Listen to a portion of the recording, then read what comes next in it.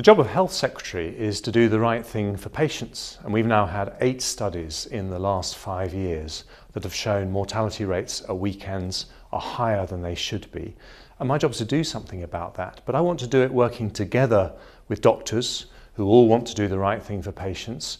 We now have solved nearly every area of outstanding disagreement with the BMA. There's just the one issue about pay rates for Saturdays.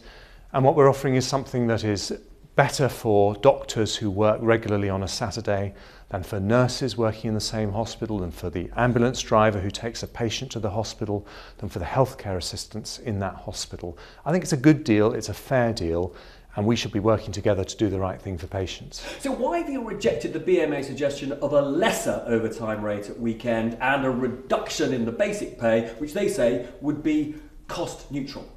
There's been no rejection of any proposals or plans that would deal with this weekend effect that's of such concern to patients and the public.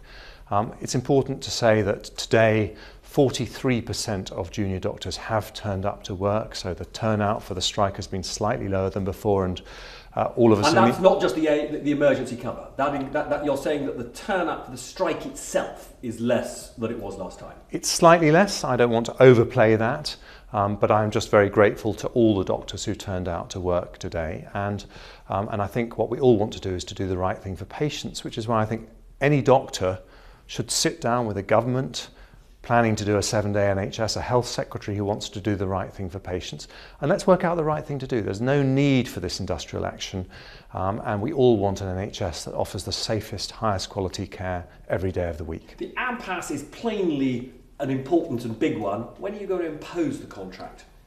Well, it doesn't need to get to that, and I really hope it doesn't get to that. I mean, in the end, we do have to have resolution on this, as lots of people inside the NHS are now beginning to say. But the door is open for discussions, and I think what we're proposing is going to mean that the vast majority of doctors don't see their pay cut. In fact, many of them will see their pay go up. But it will mean we can offer better care for patients. And surely that's something we should be talking about, not taking this very damaging industrial action.